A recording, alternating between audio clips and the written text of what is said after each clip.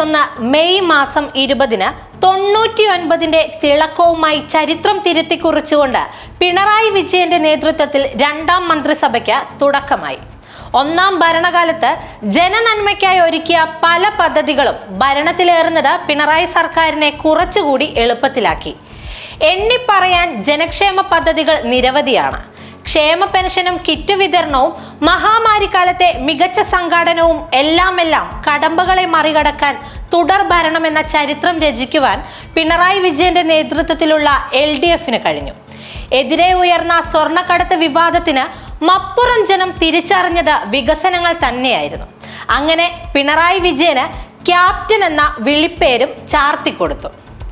വീണ്ടും അധികാരത്തിലേറി 2 വർഷം പിന്നിടുമ്പോൾ വികസനം തന്നെയാണ് സർക്കാർ ഉയർത്തിക്കാട്ടുന്നത്.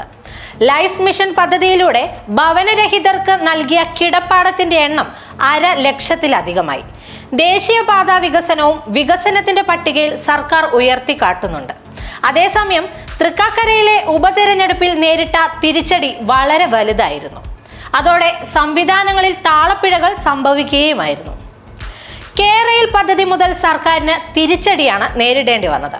കേരയിലിനുള്ള സ്ഥലമേറ്റെടുക്കലിന്റെ പേരിൽ പോലീസ് നടത്തിയ നരവേട്ട നിരവധി വിമർശനങ്ങൾക്കും പ്രതിഷേധത്തിനും ഇടയാക്കി. തുടർന്നുള്ള സ്വപ്ന സുരേഷിന്റെ വെളിപ്പെടുത്തലുകളും സർക്കാരിന്റെ ശോഭ കെടുത്തിക്കൊണ്ടേയിരുന്നു. ക്യാപ്റ്റൻ തൊടുന്നതൊക്കെയും പിഴയ്ക്കുകയായിരുന്നു. അഴിമതി ആരോപണങ്ങൾ ഒന്നിനു പുറകെ മറ്റൊന്നായി വരുന്ന കാഴ്ചയാണ് പോയ കാലം കേരളം കണ്ടത്. റോഡ് സുരക്ഷയുടെ പേരിൽ ക്യാമറകൾ സ്ഥാപിക്കാനുള്ള തീരുമാനം സർക്കാരിന് വലിയ തിരിച്ചടിയായി മാറി. ക്യാമറയുടെ കരാറുമായി ബന്ധപ്പെട്ട അഴിമതിയും പുറത്തു വന്നുകൊണ്ടിരിക്കുന്നതും രണ്ടാം പിണറായി സർക്കാരിന്റെ ശോഭ കെടുത്തുന്നുണ്ട്.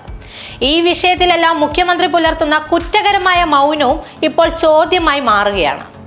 തെറ്റിദ്ധാരണകൾക്കതീതനായി നിന്ന് വികസനത്തിനായി മുന്നോട്ടു പോകാൻ വരും കാലങ്ങളിൽ കഴിയുമെന്ന പ്രതീക്ഷയിലാണ് ജനങ്ങൾ.